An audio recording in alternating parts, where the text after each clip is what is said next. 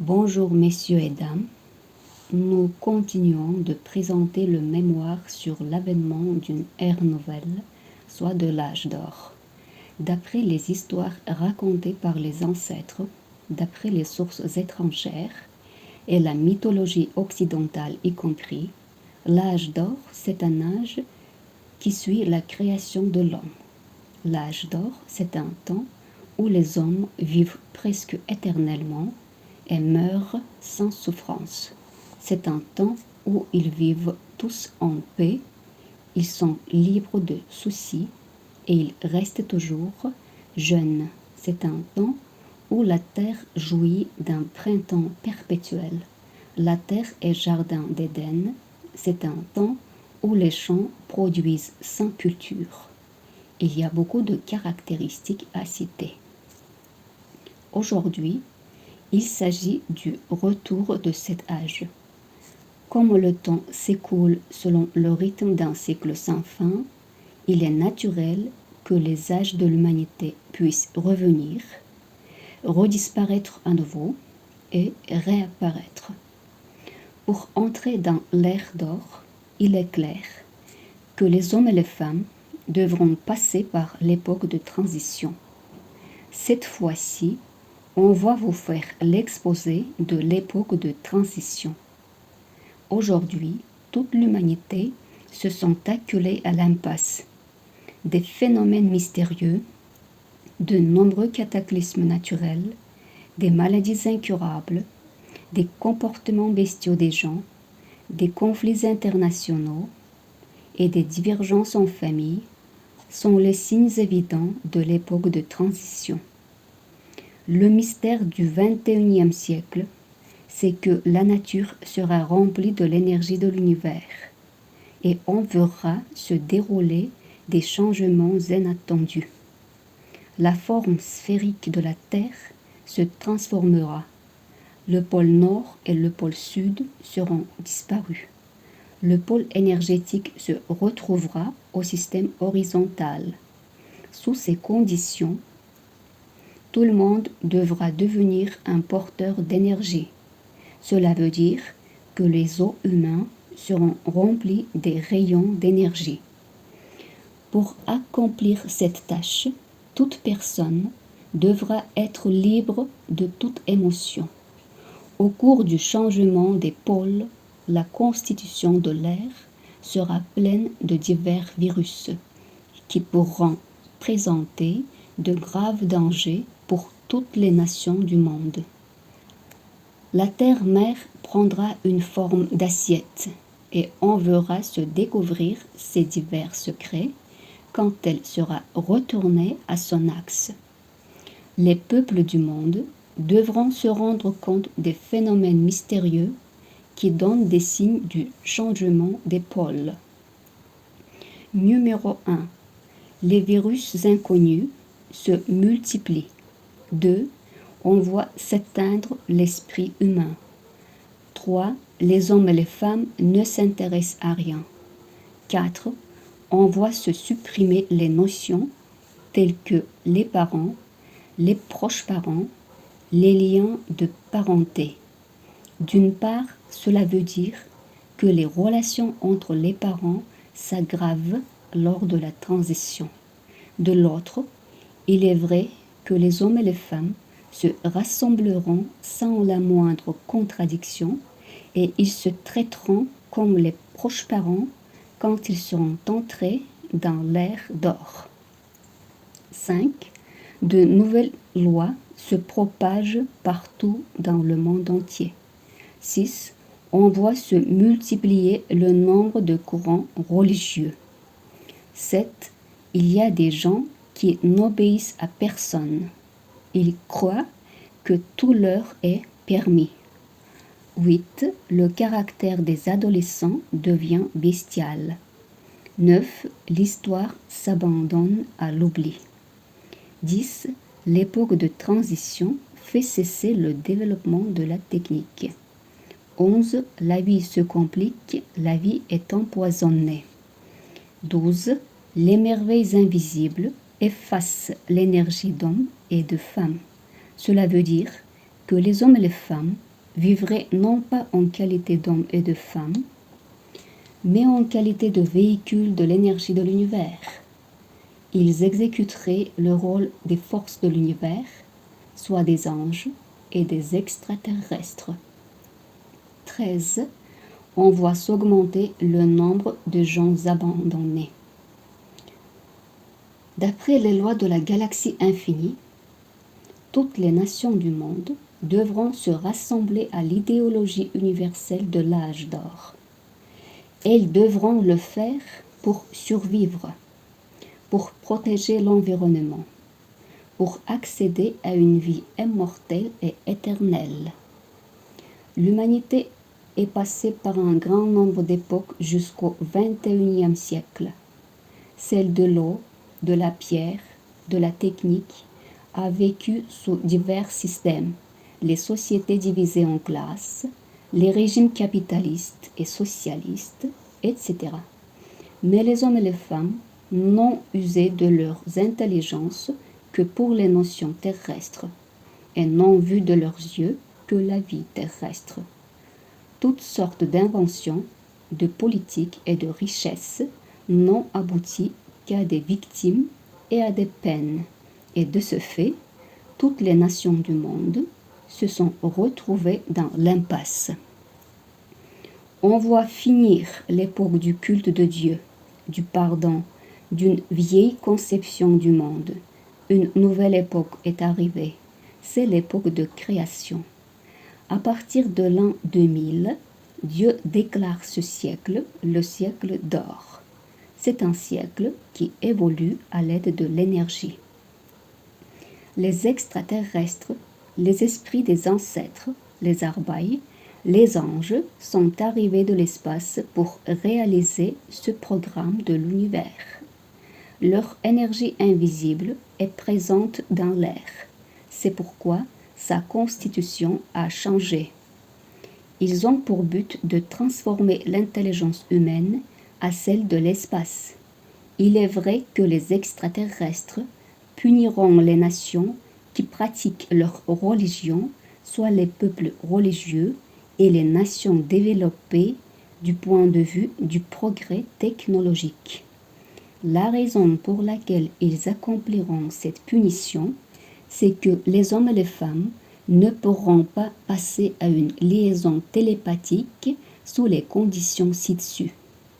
Ils organiseront des guerres et des catastrophes diverses dans les pays religieux et dans les pays dont les technologies sont les plus avancées.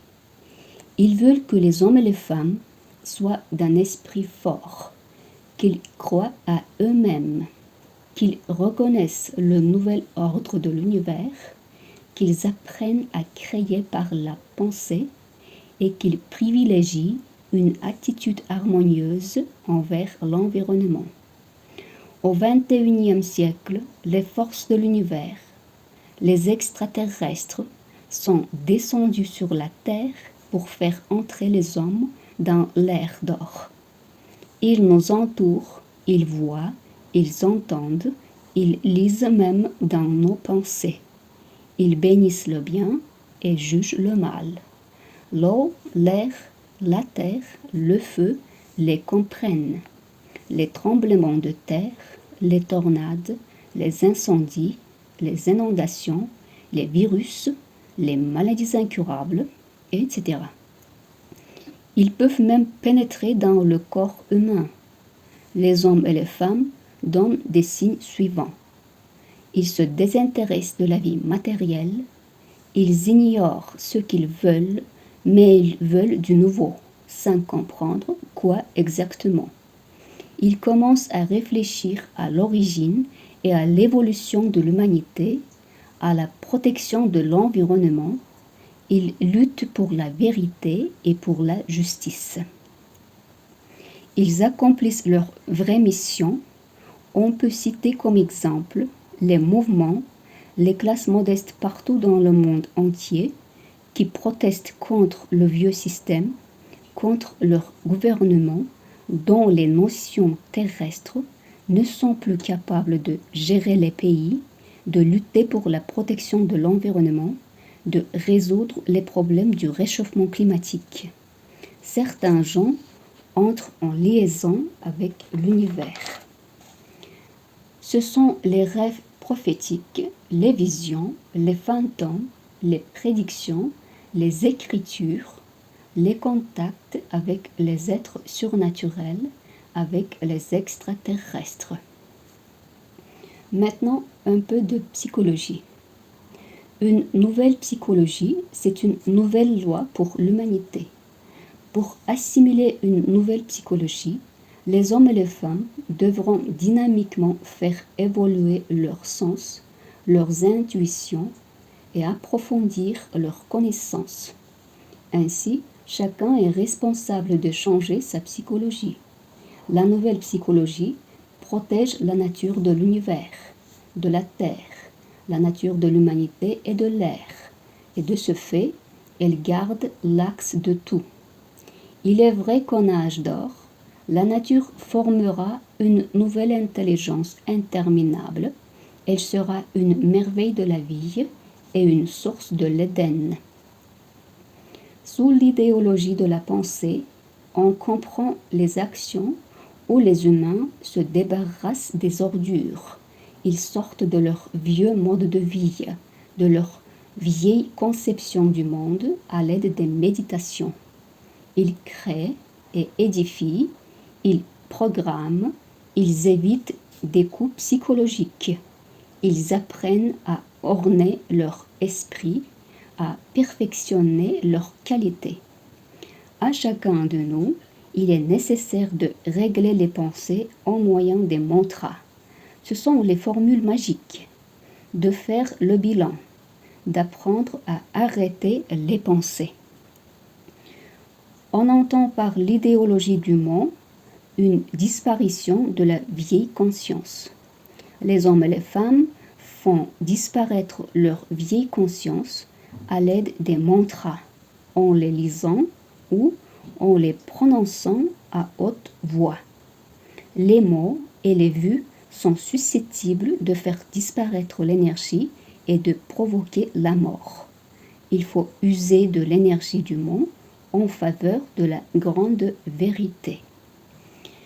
En âge d'or, d'après l'idéologie des vues, les hommes et les femmes ne devront plus suivre les lois, veiller aux intérêts de l'époque passée. De ce fait, ils gardent leur présence d'esprit, ils améliorent leur état moral. En percevant de l'énergie, l'aura humaine garde son axe. En somme, les humains maintiennent l'ordre de l'âge d'or et respectent les lois de l'univers en évitant d'une influence négative. Toutes les choses agréables et toutes les choses désagréables qui arrivent aux humains, aux hommes, représentent les résultats de leur psychologie. Les paroles, les pensées, les vues ne devront servir qu'à un seul but, à celui de la mondialisation. L'ensemble de l'énergie et du corps dégage une réaction chimique. C'est ce qui change l'essentiel de l'homme. Au cours des premières étapes de l'évolution, la couleur du sang humain avait été bleue et nos ancêtres avaient connu les vraies béatitudes. Avec le temps, les humains vivaient d'une énergie destructive parce qu'ils privilégiaient les béatitudes yin-yang, les béatitudes du sang rouge. Dans la nouvelle époque, chacun doit retourner aux lois de la vie d'origine et puis la couleur de son sang change du rouge en bleu. Sous la notion le sang bleu, on précise un nouveau mode de vie. Les humains doivent renoncer au plaisir charnel, au sommeil, à une nutrition copieuse. Bien sûr, les humains y parviennent petit à petit. Les humains du sang rouge désaxent la Terre. C'est ce qui peut nuire aux planètes responsables de l'équilibre de l'univers et de ce fait, il les prédispose de se heurter contre la terre. C'est pourquoi il est très important de renoncer au plaisir charnel, au profit privé, pour renaître du sang bleu. Dans ce cas, l'univers, la terre, l'environnement seront prêts à exercer un rôle protecteur pour les êtres humains. Pour survivre dans la nouvelle époque, il faut que les hommes et les femmes apprennent à accumuler de l'énergie. Pour cela, il faut toujours laisser détendre le corps. Chacun doit sortir de son vieux mode de vie, croire à soi-même et prévenir une catastrophe psychologique. Il est nécessaire de remonter le moral, vaincre, apprécier ses propres mérites et ceux des autres. Il est clair que les mantras peuvent opérer des miracles. Nous en citons quelques-unes. Je sens ma liberté. Mon esprit est tout puissant. Mon destin est le siècle d'or, soit l'âge d'or. Ma magie est mon esprit fidèle. Mon visage est le visage de l'esprit, etc. Il importe de vivre d'après les règles de l'âge d'or, qui ignorent les religions, les sciences terrestres, la médecine, la politique y compris, le pouvoir ou la gestion. Cette époque nous oblige de privilégier ces principes. Aujourd'hui, les programmes et les lois adoptées par les gouvernements ne finissent que par des crises. Les lois universelles de l'âge d'or entrent en vigueur. On en cite de nombreuses preuves. Les tremblements de terre, les incendies, les inondations, le nombre croissant des maladies incurables, etc. Les chefs d'État, les hommes de science ne sont plus capables ni gérer, ni arrêter, ni résoudre les problèmes qui se posent devant l'humanité. Celui qui n'est pas capable de servir son peuple perdra beaucoup. Plus les humains pensent à la société, plus ils deviennent forts, dignes de capacités extraordinaires.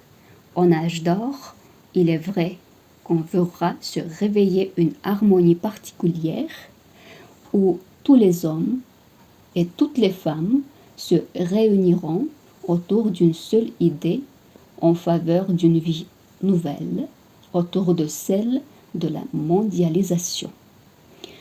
Le fait que les chefs des autres pays ignorent les mérites du peuple kirghize et se comportent arrogamment à l'égard du peuple kirghize amènerait aux conséquences imprévisibles à leur nation. L'époque de la vie matérielle est finie. Une nouvelle époque commence, l'époque des humains qui disposent de l'énergie de l'univers. Désormais, toutes les nations du monde devront reconnaître la nation kirghize non pas comme une nation arriérée, mais comme un représentant venu de l'univers. Le peuple kirghize n'est plus la nation en voie de disparition, mais la grâce de Dieu. Si les Kirghizes ne prennent pas les rênes de la nouvelle époque, soit la cause de l'âge d'or, les autres nations du monde feront faillite pour de diverses raisons, parce qu'elles ne se connaissent pas du tout au programme de l'univers et au service de la nature. La terre et le peuple kirghize ne font qu'un. Dieu a confirmé le peuple kirghize dans ses connaissances des secrets d'étoiles. Comme l'on dit, c'est Dieu qui nous accorde le mariage, la mort, les rêves prophétiques, les poésies épiques universelles. De même que Dieu a chargé Adam, notre aïeul, d'informer l'humanité du début d'une nouvelle époque. Il serait juste de le comprendre comme l'esprit d'Adam. En 1998, Adam est apparu au-dessus d'une source parmi les montagnes Alay au Kirghizistan. il est apparu devant une femme modeste qui habitait là-bas. D'après ses paroles, son corps était mystérieux, tout jaune, luisant, au visage invisible. Il lui a ordonné d'écrire un programme sur le début de l'âge d'or, sur une nouvelle psychologie et une vie nouvelle de l'humanité au XXIe siècle. Ce programme a été adopté comme la loi et Arslanbek Abduldaev a été nommé guide responsable du siècle d'or. Au XXIe siècle, les peuples du monde devront se rendre compte des missions du peuple kirghize et de ce qu'il est le représentant de l'univers. Ses poésies épiques comme Manas et beaucoup d'autres, ses relations avec l'univers, sa grande culture et ses traditions le prouvent. Dieu a donné à Arslanbek Abduldaev de l'énergie de l'univers pour qu'il montre la voie de développement de l'humanité et pour qu'il réunisse toutes les nations du monde.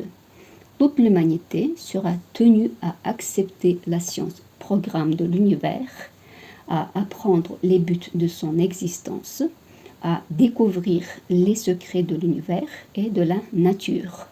Sinon, les forces de la nature puniront les nations du monde entier. Les forces et les protecteurs du peuple kirghize sont le feu, l'eau, la pierre, l'air. Si les autres peuples les interprètent comme les matières, les Kirghizes y trouvent de la magie. Ils non seulement respectent, mais aussi ils admirent, ils reconnaissent la grandeur de la nature. Le feu s'interprète comme une âme, un esprit. L'eau contient un plan, un programme. La pierre, c'est une magie, une loi de Dieu. Quant à l'air, il y a des esprits des ancêtres dans l'air. On en appelle les arbaïs. La nature, c'est un don, c'est une merveille de Dieu. Il faut la considérer comme l'exécutrice des volontés de Dieu, sa messagère. Avec le début de l'âge d'or, la nature réveille et punit toutes les nations pour qu'elles se réunissent autour des lois de l'univers. Il est vrai que la terre-mère se transformera au jardin d'Éden.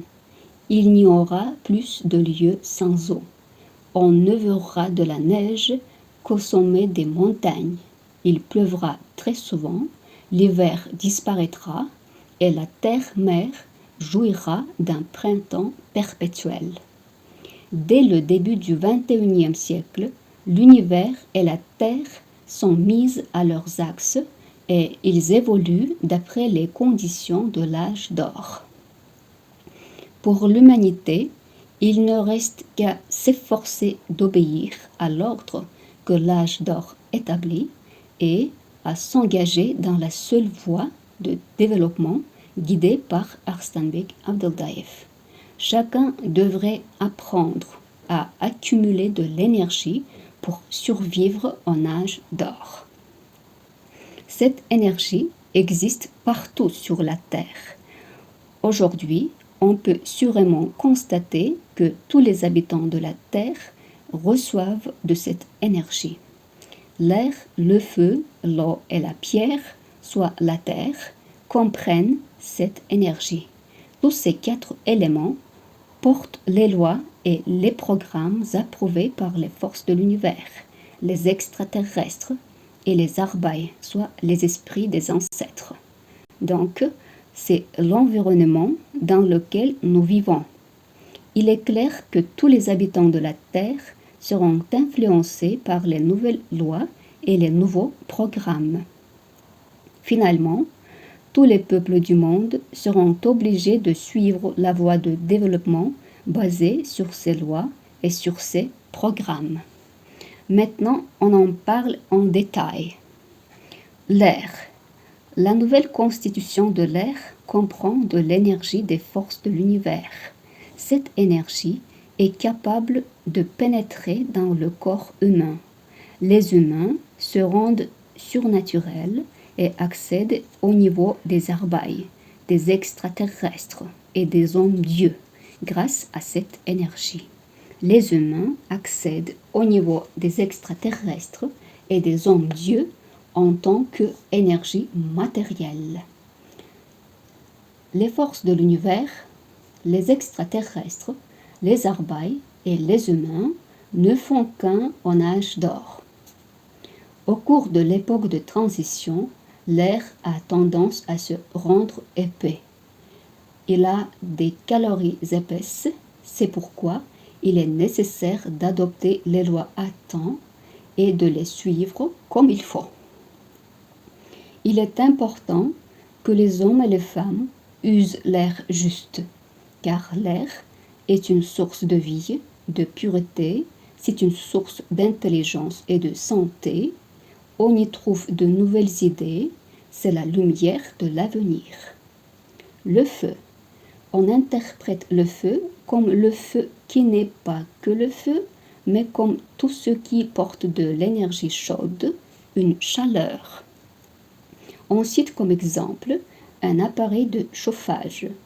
En âge d'or, les humains devraient apprendre à dégager de l'énergie de leur corps. Sinon, ils n'auraient pas de chance de survivre.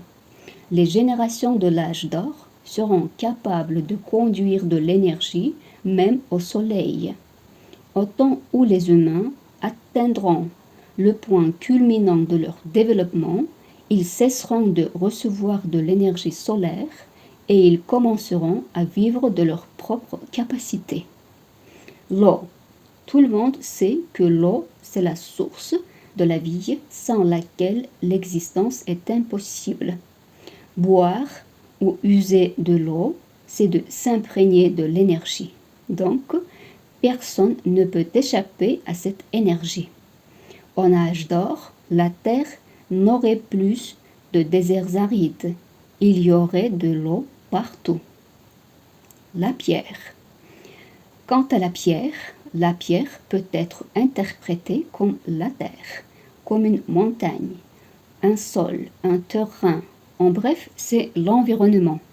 Les lois de l'âge d'or interdisent aux humains d'extraire les ressources minières et les obligent de protéger l'environnement.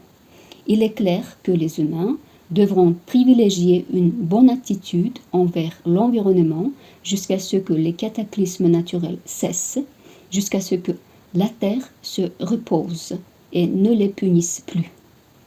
Ils seraient obligés de faire de leur mieux jusqu'à ce que l'homme et la terre-mère soient en parfaite harmonie. Autrement dit, il faut qu'ils atteignent une harmonie comme s'ils étaient une mère et son enfant, que les envoyés de l'univers prédisent dans leur message. L'environnement, qui représente l'ensemble de ces 4 éléments, devrait être protégé sous tous les aspects, car les forces de l'univers y ont élu domicile. Au cas où les humains continuent à ignorer les lois de cette époque, ils risquent de souffrir des maladies incurables qui pourraient être provoquées par les programmes des forces de l'univers. Et si on parle de notre pays, il est vrai que le Kyrgyzstan sera le premier pays qui marchera dans la voie de développement propre à l'âge d'or et les autres pays du monde se développeront sur son modèle. Les lois de l'âge d'or précisent qu'une vieille attitude envers l'environnement est inadmissible. Par exemple, les lois interdisent de faire de la natation dans la zone du lac Issyk-Kul, de se reposer dans les sites et de se reposer à la montagne. En ce qui concerne l'époque de transition, les messages de l'univers qui portent sur l'époque de transition mettent l'accent sur 3 grandes étapes de la transition. Ces 3 étapes se décrivent sous forme de 3 montagnes. La première montagne est grande, la deuxième est plus grande que la première et la troisième, c'est la plus grande montagne. La première étape, c'est l'exécution. La deuxième étape, c'est la formation ou le devenir. Et la troisième étape, c'est l'homme qui domine l'univers par voie de sa pensée. C'est son siège central. L'univers est sous la domination de l'homme. D'après les messages de l'univers, les forces de l'univers, les extraterrestres, seront prêts à exterminer beaucoup d'êtres humains pour que tous les peuples du monde reconnaissent cette nouvelle époque et qu'ils se rendent compte de l'arrivée de la force de Dieu qui a déjà gagné le corps d'un homme. Étant passé par les épreuves insurmontables, étant entré dans l'immortalité et réfléchissant toujours à l'humanité, cet homme a été élu chef de l'âge d'or. Il est tête-soleil, cela veut dire que son épiphyse fonctionne complètement. Au XXIe siècle, 3 parties de l'épiphyse du cerveau humain se développent et se mettent à fonctionner. Aujourd'hui, le corps humain, tels organes que le cœur, le foie, les reins, les poumons et d'autres, s'empoisonnent vite et souvent. C'est pourquoi il faut étudier et assimiler les sciences de l'âge d'or, sinon les humains souffrent de telles maladies incurables que la rougeole, la fièvre scarlatine, les affections systématiques, etc. La médecine ne peut plus s'acquitter de sa tâche. Ni ses appareils de technologies avancées, ni ses remèdes ne viennent pas à bout d'un traitement et d'une guérison de ces maladies. Les lois de l'univers sont les seuls moyens qui puissent sauver les peuples du monde. Qu'est-ce que c'est que l'époque de transition? L'époque de transition, numéro 1, c'est un temps où on voit s'augmenter le nombre de suicides. 2, c'est un temps où on voit se propager le commerce d'esclaves. 3, c'est un temps où on voit naître des enfants prodiges, des enfants avec les dons surnaturels. 4, c'est un temps qui fait naître une vie toute mensongère. 5, c'est un temps qui soumet tout à la critique. 6, c'est un temps qui enlève à l'homme son esprit, soit les hommes ne réfléchiraient plus comme au temps jadis. 7, c'est un temps qui fait souffrir les femmes. 8, c'est un temps qui élimine le rôle dominant des hommes. 9, c'est un temps qui fait unir tout. 10, c'est un temps qui fait corréler tout. 11, c'est un temps qui fait tirer le fils sur son père. 12, c'est un temps qui impute des fautes graves aux femmes. Autrement dit, c'est un temps qui les fait se sentir fautives. Le XXIe siècle serait un pont par lequel les humains passeraient en âge d'or. Il est vrai que lors de l'époque de transition, toute personne sera acculée à l'impasse et que les épreuves de ce siècle forceront les humains à abandonner le mode de vie, les lois, les sciences, les notions terrestres qui sont propres à l'époque passée. Il est clair que tout le monde devra savoir que personne ne pourra échapper aux épreuves de l'époque de transition. Il faut que chacun comprenne que ce sera le moment de changer, d'apprendre les sciences de l'univers, d'être prêt à son nouveau destin, de vivre selon les conditions que le XXIe siècle impose. Il faut comprendre que c'est l'ordre de Dieu. Et pour réaliser son ordre, les forces de l'univers, les extraterrestres, les esprits des ancêtres sont descendus sur la terre et ils réveillent les humains sans cesse, par voie des souffrances, des malheurs et des épreuves. Au cours du XXIe siècle, les humains seront passés au tamis par les forces de l'univers. on vous présente une liste d'épreuves qui a été dressée par les envoyés de l'univers d'après les messages qu'ils avaient reçus. Liste d'épreuves. Numéro 1, la santé. 2, le chômage. 3, le bonheur. 4, l'aisance. 5, les couches laborieuses.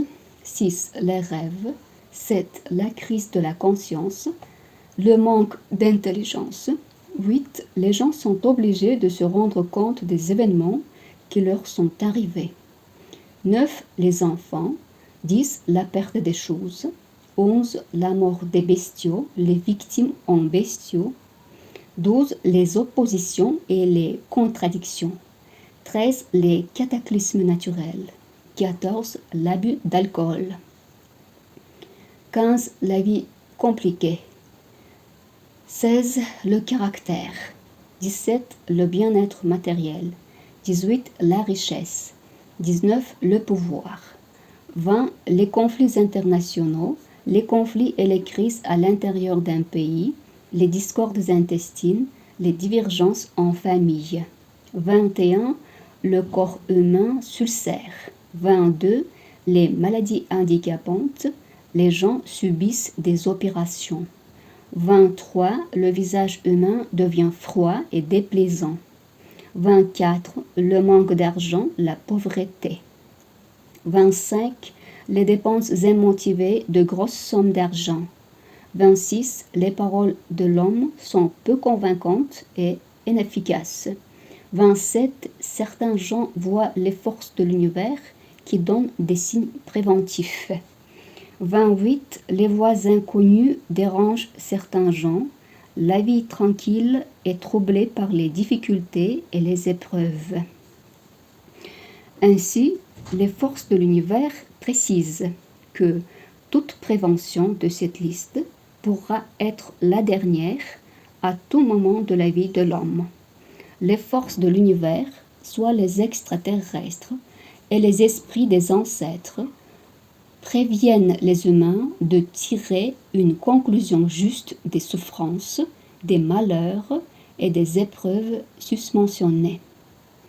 Ils font de leur mieux pour que les humains se réveillent le plus vite possible. D'après certaines prophéties, un tiers de l'humanité aurait de la chance de survivre. Un tiers de l'humanité réussirait à passer par l'époque de transition. Il est sûr que tous les habitants de la Terre auront toutes les chances de surmonter les épreuves de l'époque de transition et que tout le monde mènera la lutte à chances égales. Le problème est de mener à bonne fin cette lutte. Quant au peuple kirghize, environ 60 ou 70% des Kirghizes passeront par l'époque de transition. Le peuple kirghize surmontera le premier les épreuves de la transition. Au Kyrgyzstan, il y a beaucoup de gens qui tournent en ridicule la science de l'univers. Nous sommes fatigués de leurs plaisanteries stupides et de bêtises qu'ils font sur Internet. Il est inutile de les faire comprendre combien importante et difficile est la mission du peuple kirghize, de réveiller les peuples du monde et de leur expliquer la chose. Ces gens ne se rendent pas compte de ce qu'ils font. Quel destin les attend? Pourquoi devenir un insecte, une bête, une plante? D'après les messages de l'univers, le ciel repousse les âmes qui contredisent l'ordre de l'âge d'or en les laissant à la terre. La terre les fait transformer en des choses précitées. Pour conclure, on cite les paroles du chef de l'âge d'or, Arslan Alay Abdeldaev, qui affirme que les hommes et les femmes devront lutter pour le meilleur avenir de leurs descendants, pour l'avenir qui leur semble un conte, mais qui sera la vie réelle pour les générations à venir et même pour eux, au cas où ils font de leur mieux pour entrer dans l'ère d'or.